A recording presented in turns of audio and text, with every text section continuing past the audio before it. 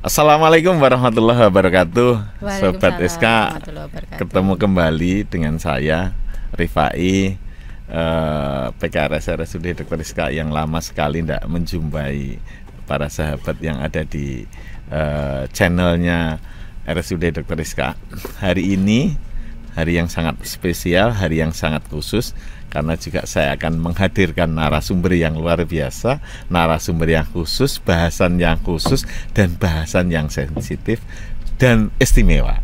Sobat Iska, jangan lupa terus saksikan kami, dan tentu ajak semua teman untuk melihat channel informasi-informasi seputar kesehatan di channel RSUD Dr. Iska Official. Nah, hadir di hadapan Sobat Iska semua hari ini adalah narasumber yang luar biasa bersama saya, wanita cantik, wanita energik yang selalu memberikan semangat, motivasi pada para laki-laki khususnya. Selamat siang, Dokter Cinta. Siang. Assalamualaikum Pak Rifai. Waalaikumsalam warahmatullahi wabarakatuh. Iya. Setelah sekian lama tidak berjumpa sama Dokter Cinta, ada kangen, ada rindu. Wah, tentang informasi dan informasi edukasi. Loh ya. Iya. Iya. Boleh. Kalau mendengar nama jenengan, Dokter Cinta, tentu bahasanya tidak jauh dari masalah cinta dan urusan cinta, gitu ya. Iya Pak Rifai. Iya. Hari ini kita bahas apa, Dok? Hari ini Temanya itu dipilihkan itu ini. Aduh, pisangku kok loyo. Saya nggak bawa pisang hari ini. Dan jadi jangan lihat saya ya. Jadi saya bawa ini tools LHS ini, Erection Hardness Score. Jadi khusus hari ini saya bawakan ini loh. Ini alatnya. Jadi saya nggak bawa pisang. Diwakili oleh alat ini ya. Oke. Ini adalah Erection Hardness Score. Berarti adalah skor ereksi gitu ya, sederhananya. Kekerasan ereksi. Berbicara ereksi tentu adalah urusan laki-laki. Iya, tapi kan? Juga urusannya perempuan. Manfaatnya untuk perempuan, begitu ya. Iya, betul. Manfaatnya untuk perempuan, dan kalau tidak ereksi akan menjadi masalah. Bahkan masalah besar, kadang-kadang hanya penyebabnya sepele karena ereksi. Dan ereksi itu mampu mempengaruhi semuanya dalam kehidupan ini. Sebelum kita bahas tentang masalah pisangku kok loyo, Dok. Sebenarnya jenengan ini kan satu-satunya ya dokter spesialis andrologi di Tulungagung dan sekitar Tulungagung, Blitar, Galek juga belum ada, bahkan mungkin Pacitan dan sekitarnya. Nah, karena jenengan satu-satunya, nanti mohon sering-sering mengedukasi, Dok ya. Sering edukasi. Nah, sebenarnya kita flashback dulu ke belakang. Andrologi itu sebenarnya urusannya apa sih, Dok? Orang kadang-kadang kan hanya mendengar saja. Andrologi itu berarti hanya urusan ereksi saja, disfungsi. Padahal sebenarnya mungkin tidak ya. Nah, apa aja, Dok, yang diurusi andrologi, apa aja sih, Dok? Oke, jadi andrologi kekhususan memang di pria ya. Jadi urusan betul. Dari mulai bayi laki-laki, mulai bayi laki-laki sampai aki-aki lah ya. Jadi mulai kalau dari masalah ambigu dalam hal genitalnya, jadi ambigu genital atau ini testis yang tidak turun, mikropenis pada anak-anak gitu ya. Nanti remaja, apakah masalah dengan pubertasnya? Jadi ada keterlambatan pubernya atau enggak gitu. Terus ke fase dewasa muda, masalah di sperma misalkan, terutama juga kalau pada usia yang sudah pernikahan, ingin punya anak. Jadi pemeriksaannya adalah pada kesuburan pria. Lalu dewasa muda, dewasa tua, masalah ereksi, gangguan ejakulasi misalkan, ejakulasi dini juga, terus masalah andropos misalkan, seperti itu Pak Rifai. Jadi sebenarnya kompleks, mulai dari sekali ya. Mulai dari bayi laki sampai aki-aki. Mulai dari laki-laki sampai aki-aki. Bayi sampai laki-aki. Kita di awal dulu ya, Dok. Tadi di awal itu ada namanya mikropenis. Mikropenis. Adakah standar atau sejauh mana misalnya seorang anak dikatakan mikropenis? Oke. Dan kapan dia bisa dilakukan terapi atau ada advice tertentu mungkin? Jadi untuk micropenis sendiri ini kan kalau per definisi ya, itu adalah panjang ukuran panjang penis anak kurang dari standar deviasi 2,5 gitu ya. Anak kurang dari 2,5 cm. Standar deviasi. Minimal adalah di rata-rata panjang rentang anak usianya. Jadi yang paling mudah sebenarnya adalah membandingkan dengan anak seusianya. Jadi panjang penis anaknya ini dibandingkan sama seusianya panjangnya. Itu yang paling mudah sebenarnya. Tapi setidaknya untuk langkah awal bisa untuk dilakukan misalkan pengukuran ya. Seberapa, karena itu ada standarnya, umurnya seberapa, umur dari mulai misalkan umur 3 tahun, 4 tahun, umur 7 tahun, umur nanti misalkan 10 tahun, ini ada. Nanti kalau di poliandrologi akan lebih detail dalam hal memeriksa. Karena periksanya itu nggak hanya digarisi gitu ya. Ada metodenya, ada metodenya ya, tentunya. Ada cara khusus ya. Terutama untuk anak-anak obesitas. Jadi itu yang perlu diwaspadai. Ini dengan mikropenis apa enggak gitu. Oh, ini ada gangguan mikropenis. Apakah murni hanya mikropenis atau burit penis? Penis yang kesannya tenggelam. Sebenarnya misalkan itu adalah normal, tapi karena ada obesitas, kegemukan, tadi diagnosis bandingnya adalah dengan burit penis. Jadi seperti tersembunyi, delik ya. Itu juga perlu dievaluasi. Ya, itu salah satunya kalau mikropenis. Kalau untuk nanti terapinya sebaiknya kapan? Saran saya adalah sebelum masa puber. Kalau untuk laki-laki setidaknya adalah antara 12 sampai 14 tahun toh. Masa puber laki-laki ditandai dengan mimpi basah pertama kali. Itu adalah tanda bahwa seorang pria memproduksi sperma pertama kalinya. Jadi masa pubertas yang itu ada dimulai ketika anak mimpi basah. Itu laki-laki ya. Untuk mimpi balik-baliknya laki-laki.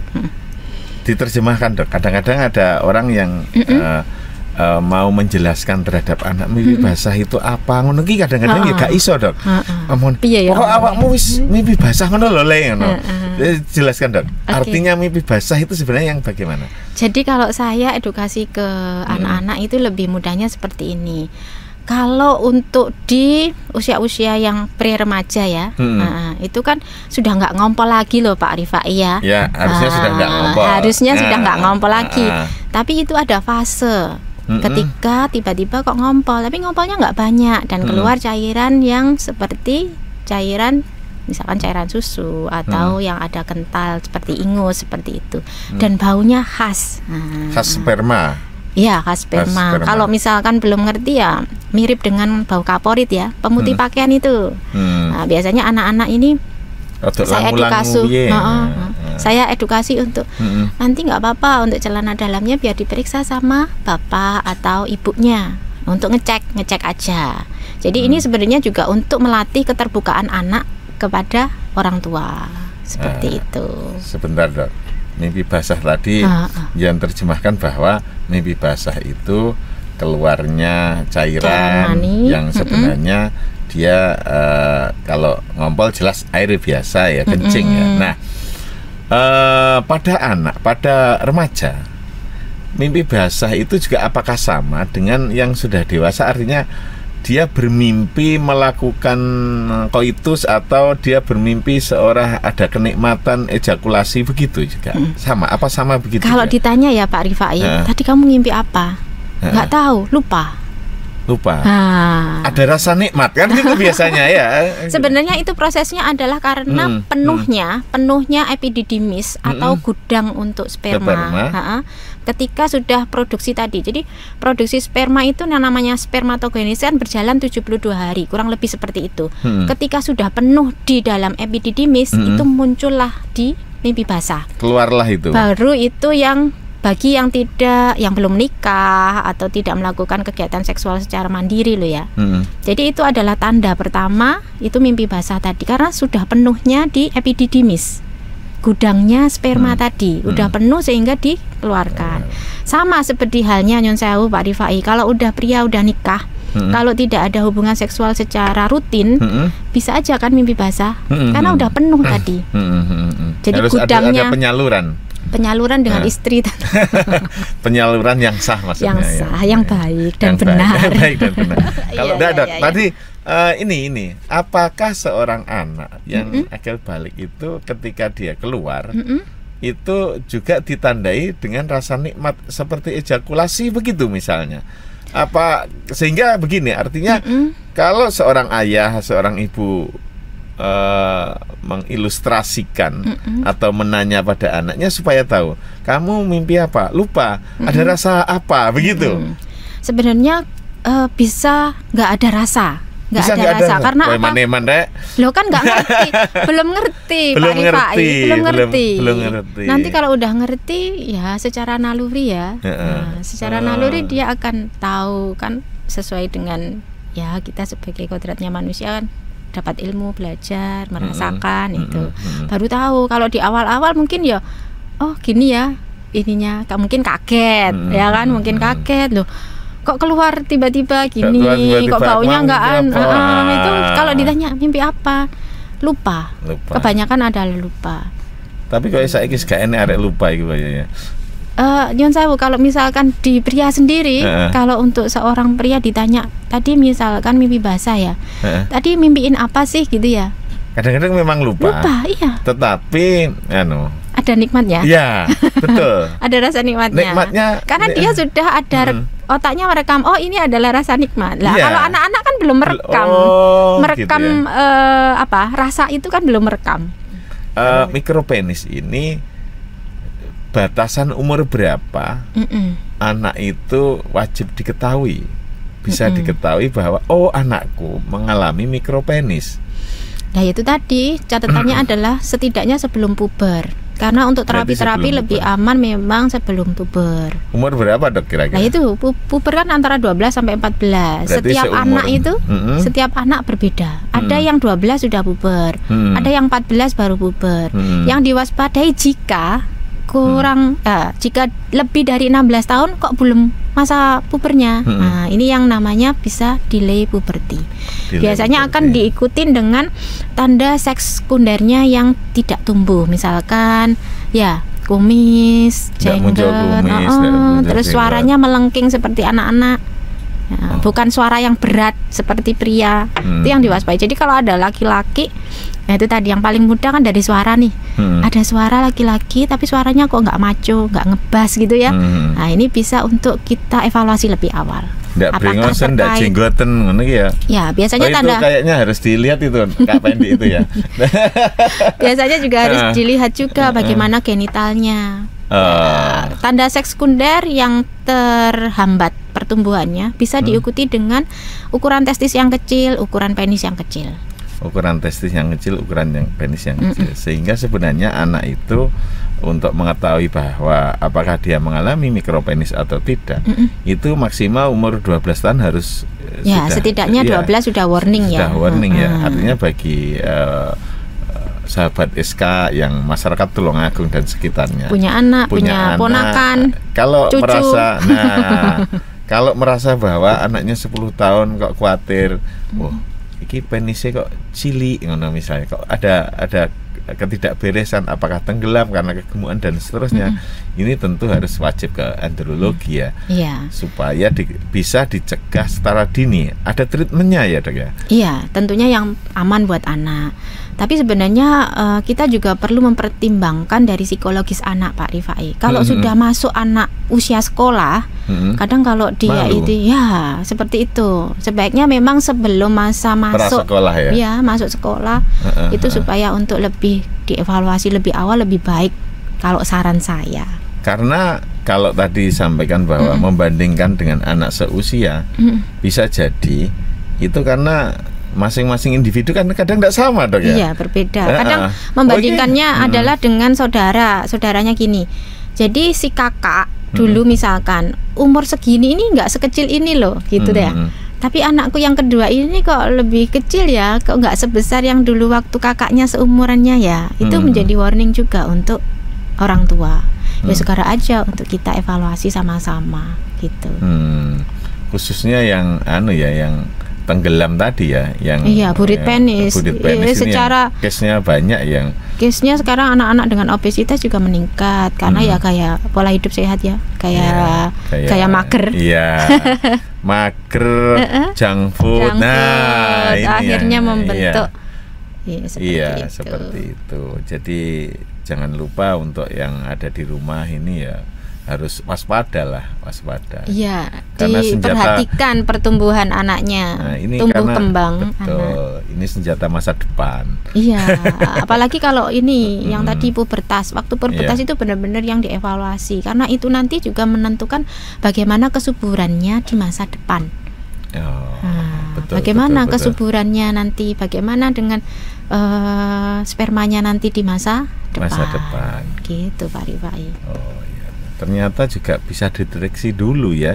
Mulai dari anak-anak menginjak remaja. Kalau remaja ada delay puberti tadi, itu gejalanya yang umum itu selain misalnya dia terlambat untuk yang mimpi basah itu tadi tanda seks sekundernya nggak muncul rambut sekitar kelamin atau kumis, suaranya yang tidak berat itu menjadi tanda seks sekunder. Ini tentu perlu komunikasi yang intens ya dengan antara orang tua sama dan anak. Kadang-kadang salah juga kalau orang tua cuek ya, tidak ada komunikasi terhadap anak. Terlalu sibuk mungkin. Terlalu sibuk dan seterusnya. Ini atau anak yang mungkin ya kurang terbuka. Introvert, dia malu mungkin. Kadang-kadang menjadi buah si malakama. Si anak malu karena belum punya rambut, terus kemudian ada mikropenis, dia tidak mau terbuka sama orang tua, orang tuanya juga sibuk. Akhirnya kan menjadi persoalan di belakang nanti. Jadi ya lebih awal untuk dievaluasi, lebih awal untuk dapat solusi itu lebih bagus. Ya, jadi Sobat Iska ya, yang ada di rumah, khususnya bagi orang tua, pasangan muda, jangan lupa ternyata bahwa untuk memeriksa genital laki-laki, khususnya bagi anak laki-laki, apakah ada kelainan mikropenis atau deep penis ya tadi. Terutama juga testis Pak Rifai. Ini periksakan ke ahlinya.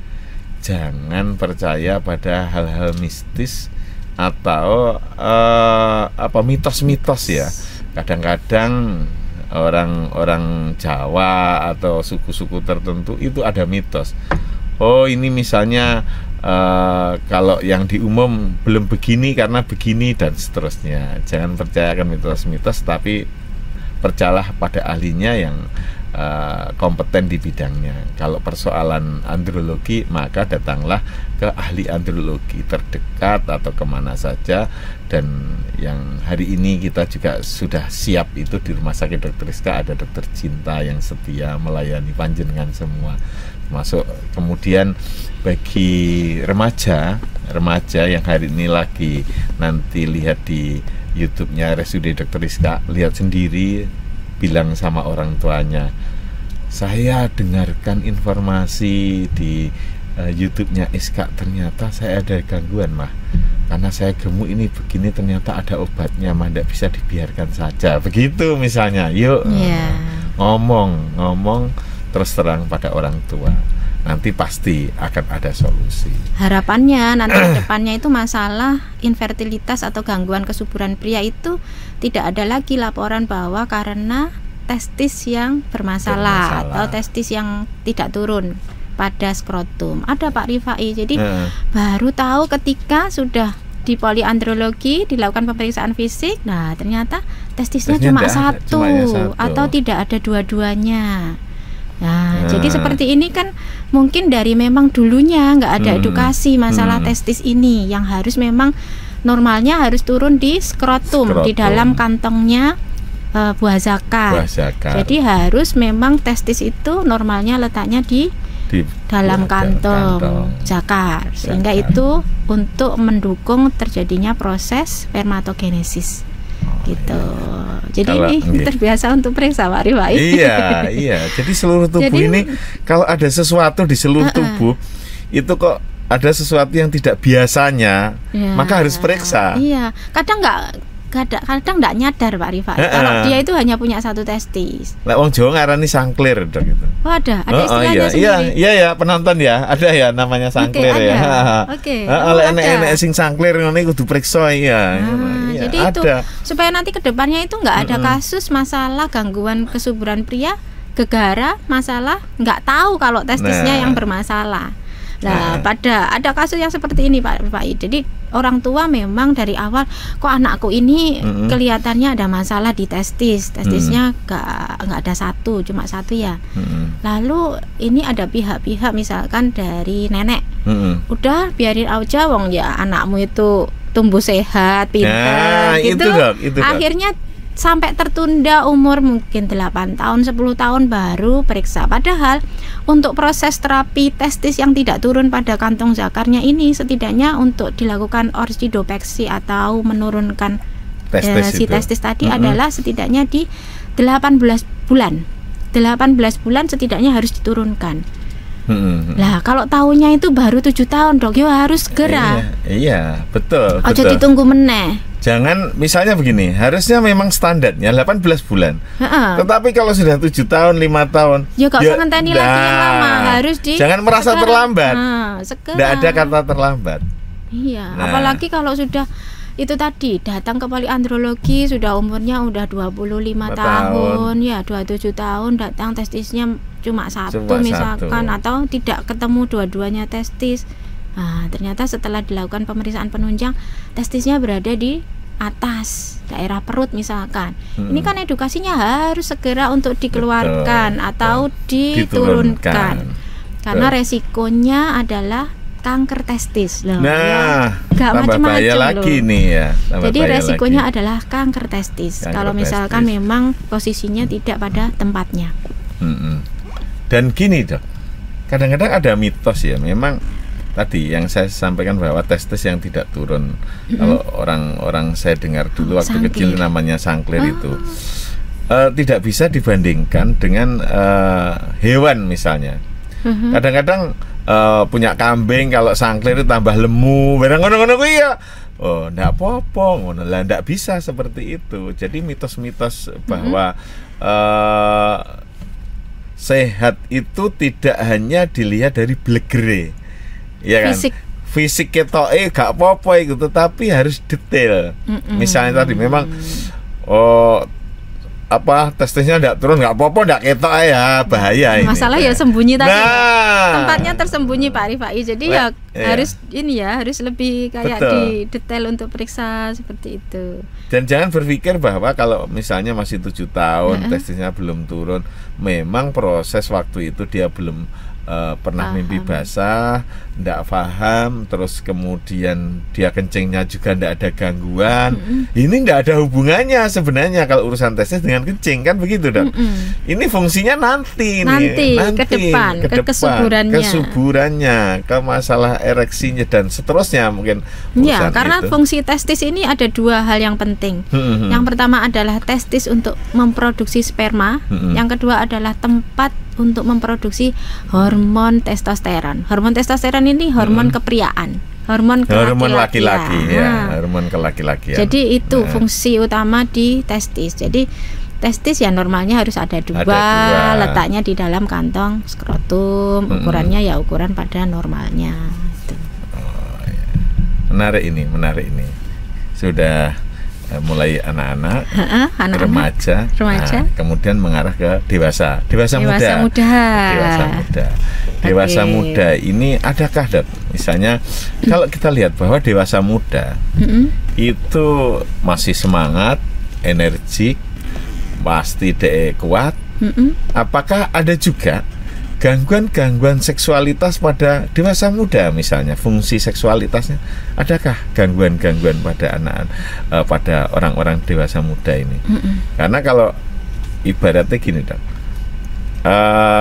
kalau terjemahnya dewasa muda itu kan pandangan hidup, ya kan? Dipandang aja hidup. Mandang sesuatu yang agaknya membuat merangsang itu sudah hidup, gitu maksudnya. Adakah gangguan-gangguan seksual pada orang-orang dewasa muda ini, Dok? Jadi untuk sekarang ini fenomenanya bergeser.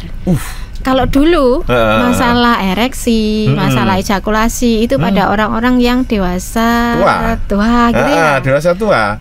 Baru misalkan 40 ke atas. Ya, sekarang yang umur-umur muda mulai 25-an udah mulai ada untuk gangguan ereksinya, gangguan ejakulasinya itu. Jadi perlu kita evaluasi detail bagaimana dengan tadi masa pubernya, bagaimana seperti itu perkembangan di pola hidupnya juga, ya selain puber, pola hidup juga. Lalu di orientasi seksualnya juga perlu kita untuk gali. Kalau misalkan atau riwayat Nyun Sewu melakukan seksualitas secara mandiri, kan ada istilahnya onani, istilah masturbasi, atau apa istilah koli. Saya juga baru tahu dari pasien saya catat. Apa itu koli? Nah itu si anyar itu kan, itu ada istilah itu untuk tadi istilah-istilah yang seksual secara mandiri tadi. Solo bermain solo ya, onani kalau dulu ya. Itu kalau misalkan ada kebiasaan yang sampai edik, sampai terjadi ketergantungan bermain solo. Dan itu mempengaruhi kinerja kehidupan sehari-harinya, itu nanti juga akan mempengaruhi kehidupan seksualnya ketika berumah tangga. Makanya ini dievaluasi Pak Rifai, benar. Ternyata lebih suka solo dia. Dibanding dengan istrinya misalnya. Makanya ini ya perlu evaluasi bagaimana dengan psikologisnya juga. Jadi mulai awal ya kalau ada yang berkeinginan untuk yang menikmati untuk bersolo atau membiarkan dengan itu tadi edik, ya segera untuk stop. Setidaknya ya sewajarnya, kalau memang dia punya kepercayaan itu nggak masalah. Sewajarnya aja, melakukan dengan sewajarnya misalkan. Sewajarnya Maksudnya adakah batasan bahwa melakukan solo seksual yang atau onani atau masturbasi itu ada yang harus wajar, ada yang tidak. Gitu Maksudku. Masalahnya itu sampai sekarang belum ada konsensusnya Pak Rifai. Beda sama kalau untuk hubungan suami istri, untuk program hamil ini kan ada konsensus. Setidaknya seminggu 2 sampai 3 kali dengan adanya jeda hari gitu ya Pak Rifai ya. Kalau masalah di masturbasi ini sampai hari ini pun belum ada konsensusnya. Tapi setidaknya itu tadi loh, yang tidak menimbulkan edik ketergantungan pada dirinya, tidak mengganggu aktivitas kehidupan sehari-harinya. Kalau justru dia lebih karena dia pelampiasan seksualnya, dia senang di solo seksual, justru kinerjanya meningkat ya dong. Nah itu kan dia nggak ganggu lagi. Nah kalau misalkan setiap hari Pak Rifai sampai misalkan nggak bisa melakukan kegiatan yang intinya untuk kehidupan sehari-hari, ya akan mengganggu. Tapi kalau itu tadi seperti ada reward ya, memberikan reward pada dirinya sendiri kan juga nggak mungkin ya setiap hari. Pasti mungkin ada capaian tertentu sehingga dia punya reward terhadap dirinya.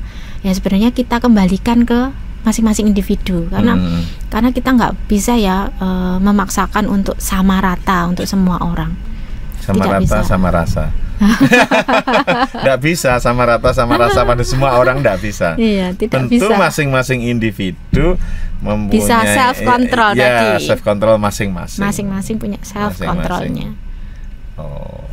Bunyinya Bunyinya yang harus ini ya, harus apa jenis yang benar, self control. Jadi harus belajar itu self control, karena itu ya lebih kalau dibandingin dengan free sex. Seks bebas gitu ya lebih aman sebenarnya, kan tidak ada resiko tertular HIV, tidak ada resiko tertular penyakit menular seksual yang lainnya, tapi tetap waspadai untuk gangguan yang kedepannya. Ya. Artinya solo seks itu meskipun tetap tidak dibenarkan, tetapi solusi dari yang itu tadi ya.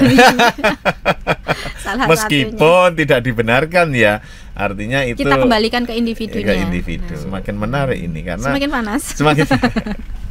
Karena tadi ini yang sedikit menarik, ternyata ada pergeseran usia, bahwa gangguan seksualitas ternyata sekarang sudah bergeser maju dari sisi usia. case yang paling banyak pada gangguan seksualitas pada remaja ya Pak Dok?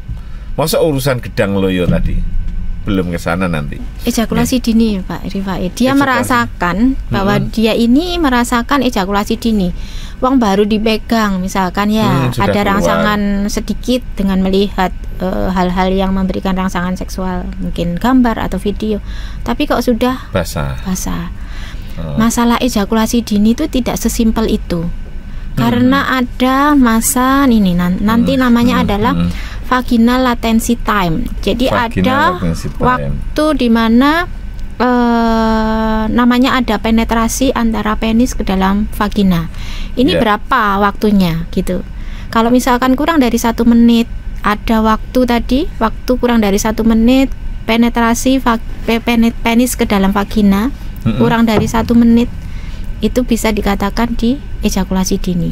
Tapi kalau nggak ada tadi vaginal latency time, itu nggak boleh disebut ejakulasi dini.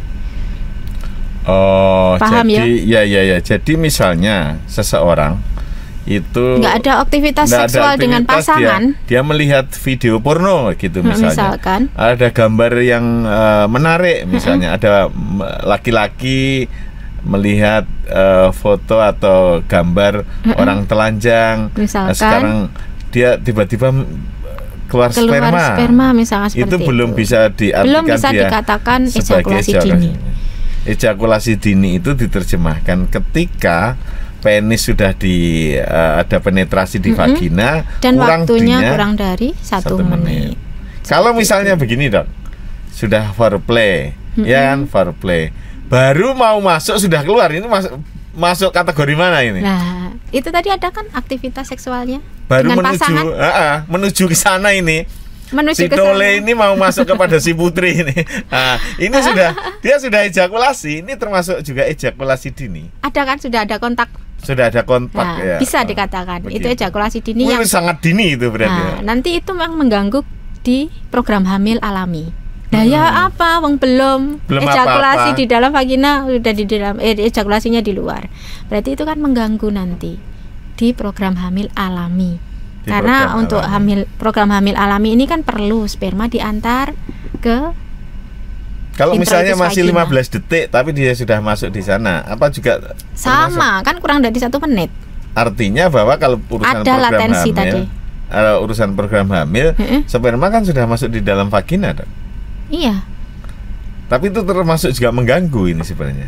Gangguan ejakulasi dini dapat mengganggu di program hamil. Tapi bagaimana kualitas kesuburan spermanya? Ya harus dilakukan pemeriksaan analisis sperma. Kalau di poliandrologi, analisis semen rutin andrologi. Jadi itu untuk yang pasangan-pasangan mau punya anak, ingin punya anak untuk program hamil. Untuk suami ya wajib untuk diperiksa spermanya. Karena program hamil ini kan masalah si suami mampu untuk menghamili istri, istri mampu dihambili. Jadi harus dua arah ya. Si istri nanti pemeriksaannya dengan poli kandungan dengan dokter obgyn. Kalau sang suami pemeriksaannya dengan dokter andrologi di poliandrologi.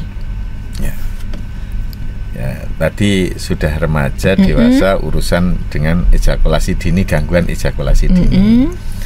Tadi sudah dijelaskan ejakulasi dini ini loh yang namanya ejakulasi dini ketika penis dalam proses penetrasi di vagina kurang dari 1 menit. Jadi catatannya adalah yang digarisbawahi ada latensi vaginal time-nya. Vaginal time. Itu treatmentnya gimana, Dok? Ke andrologi saja. Iya, solusinya ke andrologi. Nanti dibantu.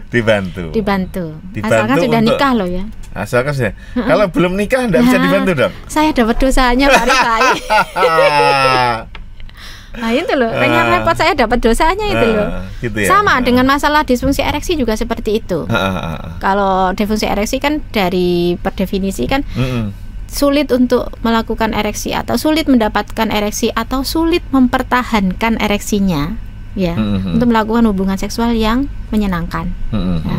Kalau misalkan ada memang sulit mendapatkan, jadi ada rangsangan seksual sulit banget untuk dapat ereksi atau sebenarnya bisa, tapi di tengah-tengah ada istilah gembos, ada keras ereksi yang melemah. Padahal belum ejakulasi loh. Belum ejakulasi. Jadi catatannya adalah sebelum ejakulasi keras ereksinya menurun. Lelek moro-moro kena telepon ya bisa menurun di sana ini juragan. Psikologis nanti. Psikologis. Jadi ada dua macam ya, secara di psikologis gangguannya atau di organiknya. Jadi nanti di poliandrologi detail dipilah Pak Rifai. Iya. Ini masalahnya di mana sih gitu. Jadi sebabnya, jadi terapi nanti membantu itu ketika kita itu terapinya disesuaikan sama penyebabnya. Terapi disesuaikan dengan penyebabnya tentu, jadi akan dioncai sampai sekecil-kecilnya ya. Jadi mulai dari fisiknya sampai kepada pemeriksaan penunjang yang lainnya, laboratorium dan seterusnya. Untuk ejakulasi dini nanti ya tentu untuk treatment maka harus ke andrologi. Tapi ini tadi kalau misalnya dia berobat karena merasa belum ereksinya tidak maksimal, terus kemudian dia belum punya pasangan, kan tetap boleh juga Dok. Boleh juga kan, andrologi boleh. Saya ada beberapa pasien yang itu, Dok saya ini mau nikah. Jangan takut. Jangan takut loh ya. Jangan takut kalau misalnya Anda belum punya istri pun, kalau ada gangguan seksual juga datang ke andrologi. Iya, biasanya pasien-pasien yang nggak usah malu juga, nggak usah malu. Meskipun dokternya wanita nggak usah malu. Beliau profesional Kak. Iya. Profesional di bidangnya. Makanya karena dia wanita dia tahu kebutuhan laki-laki. Jadi untuk pasien-pasien yang mempersiapkan pernikahan itu juga ada. Loh Dok, saya itu mau nikah, kondisi saya seperti ini Dok, seperti itu. Datang aja ke poliandrologi dulu. Dandani di make up. Di make up. Iya, nah, boleh. Kalau tadi berbicara bahwa tentang ejakulasi dini, itu durasinya tadi disampaikan penetrasi di vagina kurang dari 1 menit. Itu kalau begitu normalnya di atas 1 menit gitu aja ya? Ada teori yang menyebutkan kurang lebih di 7 menit. Tapi sebenarnya kita juga kembalikan ke pasangannya Pak Rifai. Nah, pasangannya itu kan juga ditanya toh, sudah puas apa belum dengan durasi yang sekian. 2 menit pas ya wes. Ya udah, berarti nggak ada gangguan. 2 menit ngelocop kan. Jadi ya harus kita juga edukasi di evaluasi di pasangannya. Bagaimana dengan itu? Jadi kalau datang ke poliandrologi ada pasangan suami istri itu saya sudah lebih senang Pak Rifai, karena saya bisa evaluasinya itu 2 arah, ya suaminya ya istrinya. Apalagi masalah seperti disfungsi ereksi misalkan seperti itu ya. Ini kan juga bagaimana responnya istri.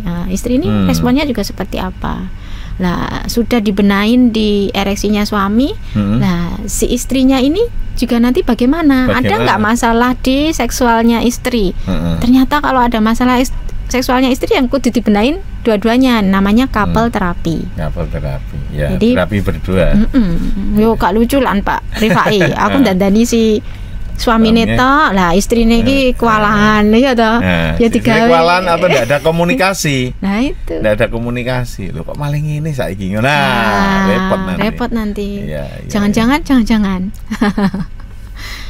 Malah gladrah atau urusan seksualitas ini. Andrologi itu bahas seksualitas tidak apa-apa ya? Iya, memang urusannya gitu. Iya.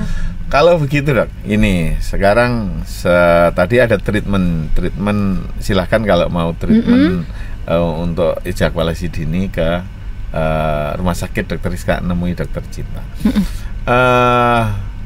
Kadang-kadang Dok, ya, kita ke remaja dulu deh, Selain itu Dok, sebelum nanti saya mau tanya tentang daerah-daerah sensitif pada pria. Sebelum ke sana, ini urusan dewasa. Ini remaja dulu. Kalau selain ejakulasi dini, problem seksual pada remaja biasanya apa Dok? Anejakulasi. Sama. Hanya dengan kalau yang pria dewasa juga ada yang sudah menikah anejakulasi. Ada juga. Ya ke poliandrologi. Anejakulasi adalah tidak keluarnya sperma saat ejakulasi. Saat ejakulasi. Ya, jadi cairan mani itu tidak keluar saat ejakulasi.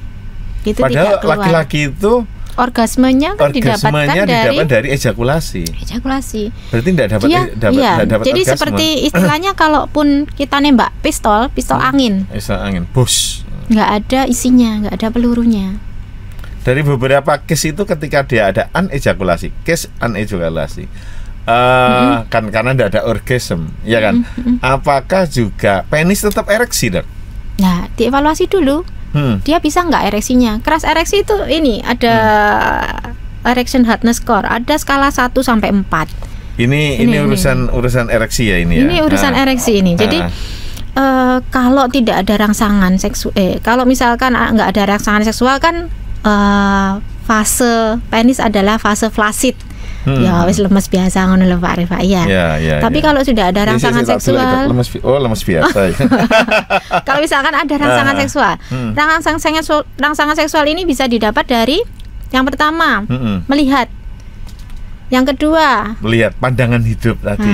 Itu memandang aja sudah ereksi. Mendengar. Ada rintihan. Penciuman, indra penciuman. Terus raba, sentuh. Palpasi. Nah, itu kan nanti sama otak akan direspon sebagai rangsangan seksual. Lalu ereksi akan bereaksi. Dukun pijet gak bisa dong. Nah, tergantung. Sing mijet sapa? Nah, akhirnya nanti ada apakah nanti ereksinya itu di derajat 1. Kalau derajat 1 ini hanya membesar aja, lebih besar aja tapi tidak keras sama sekali. Itu sudah termasuk ereksi tetapi masih derajat 1. Hanya lebih besar aja. Tidak ada keras sama sekali, tidak keras sama sekali. Cuma tambah besar gitu aja. Tambah besar aja, tapi tanpa ada keras-kerasnya. Tidak ada keras-kerasnya. Itu berarti nekok-nekok lah. Derajat 1. Sebenarnya bisa untuk kita itu lebih mudahnya kalau evaluasi kayak kita itu mencet tahu itu loh Pak Rifai. Jadi ya wes besar toh tapi ya kalau keras-keras. Baru keras lek digoreng itu tahu. Analoginya seperti itu yang paling mudah. Kalau ternyata derajatnya 2, derajat 2 itu jadi dia kerasnya itu ada kerasnya tapi tidak cukup keras sehingga untuk penetrasi itu tidak bisa. Jadi pasien-pasien yang derajatnya 1 sampai 2 itu tidak bisa untuk penetrasi. Jadi penis itu tidak mampu untuk penetrasi di vagina, gitu kan? Ya, jadi yang masih keras-kerasnya kayak tahu sama ini tahu kayak kalau pisang yang 2 yang dikupas. Yang dikupas itu pisang matang segera ke andrologi itu wajib. Ini wajib ini. Wajib ini 1 sampai 2 ini wajib ini karena tidak bisa penetrasi.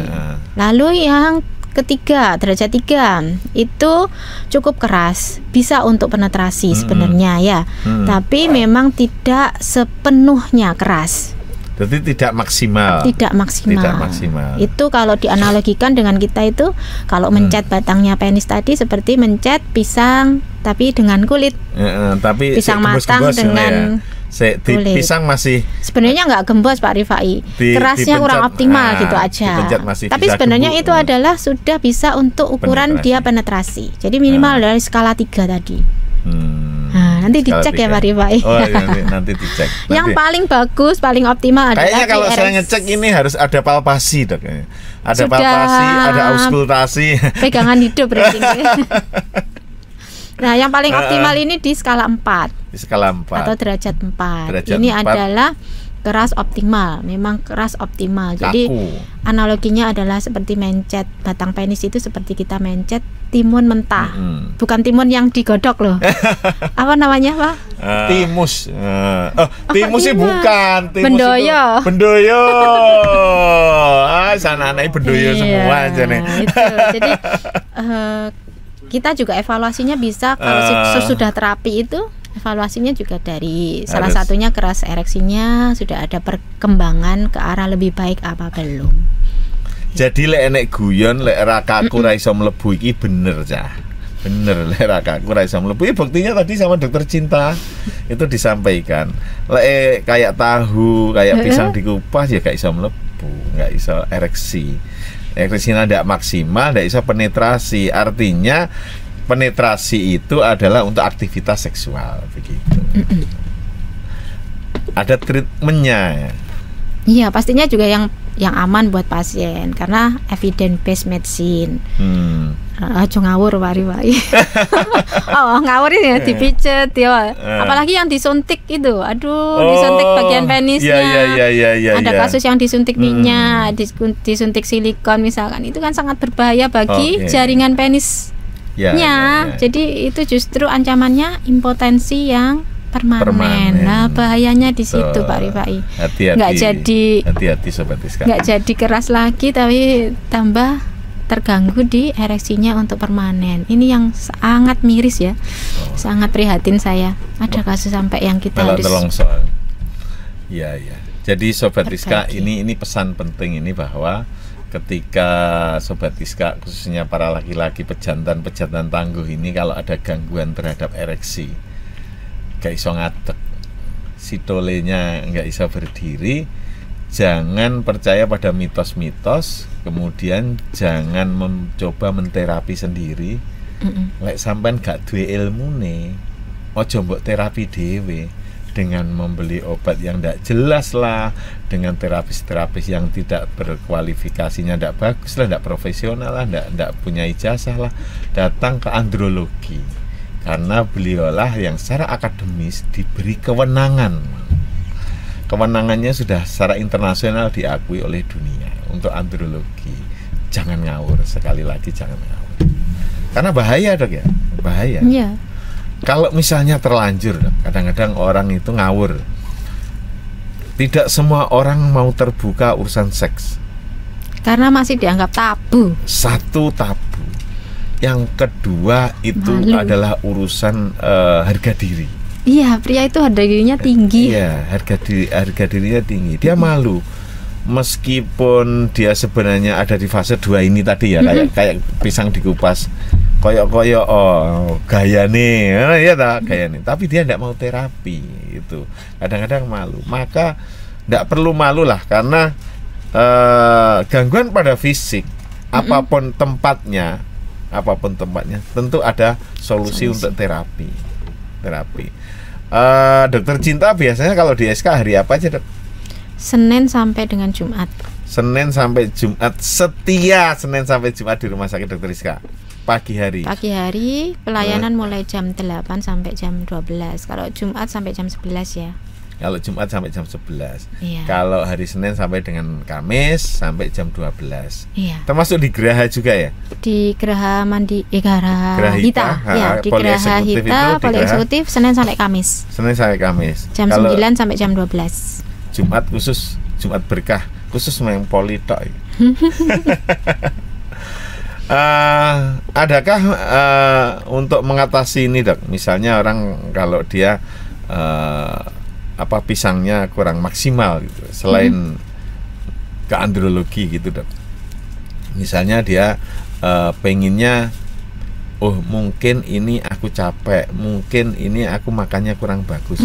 Apakah betul ada mitos-mitos bahwa kalau makan daging kambing itu bisa begini, makan ini bisa gini? Bener enggak Dok gitu? Mitos Pak Rifai. Enggak bener ya? Mitos ya itu ya. Jadi sebenarnya untuk gangguan ereksi sendiri ini kita evaluasi lebih detail lagi. Apakah dia ada komorbid penyakit yang mendasarinya? Terutama diabetes loh Pak Rifai. Iya, betul. Diabetesnya ini dievaluasi, di riwayatnya digali. Berapa tahun dia mengalami diabetes? Rutin nggak minum obat diabetesnya? Olahraganya misalkan, pola makannya, kontrolnya bagaimana? Pola tidurnya misalkan. Nanti ada pemeriksaan penunjang jika dibutuhkan. Itu adalah pemeriksaan seperti hormon testosteron tadi Pak Rifai. Itu juga penting. Apakah salah satu yang mengarahkan adanya disfungsi ereksi ini adalah masalah di hormonnya. Karena hormon testosteron ini hormon utamanya pria. Betul. Kalau kurang ya itu tadi. Ya, tandanya loh ya. Tandanya salah satu yang utama adalah disfungsi ereksi. Mudah letih, lesu ya. Ngantuk saat setelah makan. Kinerjanya menurun. Ya toh? Itu salah satunya. Jadi kalau ada tanda-tanda yang ke arah defisiensi androgen parsial, itu ada sebenarnya, ada kuesionernya gitu. Ada termasuk yang satu tadi Dok, bermangan ngantuk. Nah itu. Ayo siapa ya sing baru mangan ngantuk. Nah itu ngacung semua itu. Baru mangan ngantuk ini hati-hati, ini perlu diperiksa detail ini. Iya, terutama yang tadi tanda salah satunya salah Pak Rifa. satu Tapi ya, yang paling menonjol adalah gangguan ereksi tadi. Gangguan ereksi. Ketika ada gangguan ereksi, oh kita perlu curiga ini salah satunya tanda hormon testosteronnya rendah. Salah satunya itu. Gangguan disfungsi ereksi itu salah satu faktor besarnya adalah karena gangguan hormon testosteron atau hormon androgen, bisa disebut seperti itu. Pada case-case misalnya ada disfungsi ereksi, ejakulasi dini, semua ada treatmentnya dok ya? Iya ada. Dan itu bisa kembali normal sebenarnya? Diupayakan memang maksimal. Karena maksimal. Kepuasan pasien tadi loh Pak Rifai, itu kan paripurna. Kepuasan pasien yang paripurna itu kita jaga seperti apa, gitu ya. Makanya evaluasinya yang betul. Jadi ada step-stepnya. Kalaupun kita mau dari awal anamnesis itu ada step-stepnya anamnesis, ada tekniknya. Pemeriksaan juga detail gitu ya.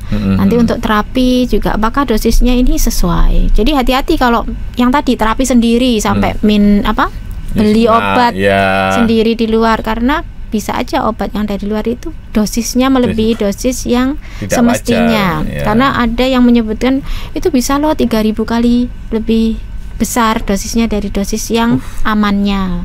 Akhirnya apa itu tadi, ada kejadian-kejadian yang tidak diinginkan. Banyak kan Pak Rifai? Iya, meninggal kadang-kadang setelah tapi itu sebenarnya bisa dikupas lagi Pak Rifai. Wah, nanti perlu dikupas lebih. Iya. Jadi dia ini kejadiannya seperti ini nih, dia bersama dengan pasangan sahnya atau bukan? Ini ada lagi Pak Rifai. Jadi dengan minum obat kuat ternyata dia makainya dengan yang tidak dengan pasangan sahnya. Akhirnya kinerja jantungnya berlipat lagi ya. Apalagi sudah lagi dosisnya tadi yang 3.000 kali misalkan tadi ya itu efek salah satunya. Makanya ada yang istilahnya death on the horse riding. Jadi itu yang dikhawatirkan. Jadi lebih baik kalau ada masalah sekecil apapun itu yang terkait sama seksual, disfungsi ereksi, ejakulasi dini, atau masalah kesuburan pria, ya monggo ke poliandrologi. Malah berbicara seks kalian. Kalau tadi bahwa kita sudah kupas untuk ejakulasi dini, terus kemudian anejakulasi. Kemudian sebenarnya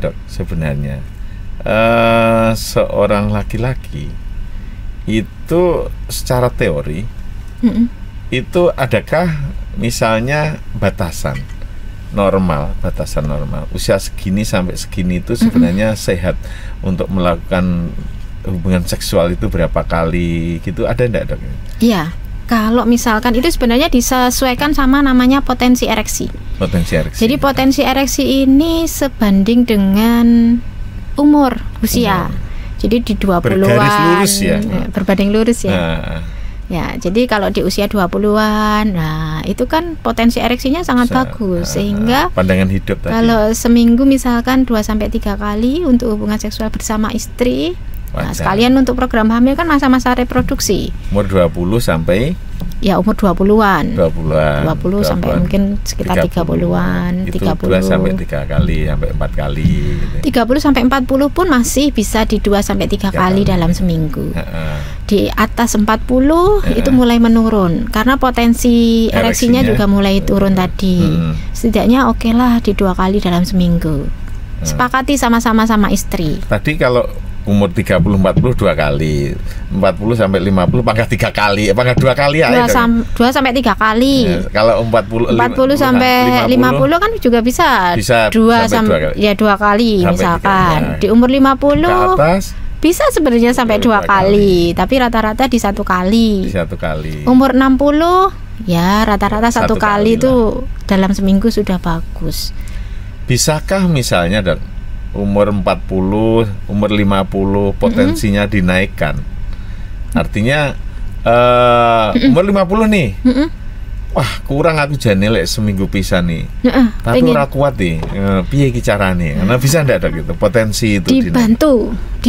Jadi dengan poliandrologi ini kan prinsipnya adalah membantu. Tapi nanti pada akhirnya goalnya kita adalah melatih pasien tanpa dibantu. Nah, nanti juga sepakati sama istri. Bagaimana kalau misalkan istri, oh memang ya disepakati sama-sama. Kalau memang ya 1 minggu tadi misalkan sepakatnya 2 kali dalam seminggu, atau mungkin 3 kali dalam seminggu. Suami ada masalah ya dibantu tadi. Tapi kalau dari segi istri ini misalkan dalam hal misalkan sepakatnya cuma 2 kali loh, tapi suami ngeyel pengennya lebih, kita kembalikan lagi nanti. Kalau istri ini gimana pendapatnya seperti itu. Nah nanti kalau misalkan istri tidak bersedia Pak Rifai, kan ya kita menghindari hal-hal yang tidak diinginkan tuh Pak Rifai ya. Lek kebalikannya Dok, lek kebalikannya piye Dok? Si suami maunya enggak karena enggak mampu cuma sekali, si istri mintanya 3 kali piye Dok? Dibantu suaminya. Suaminya dibantu di poliandrologi nanti. Tapi tetap intinya nanti perlu support dari istri. Karena namanya pasangan.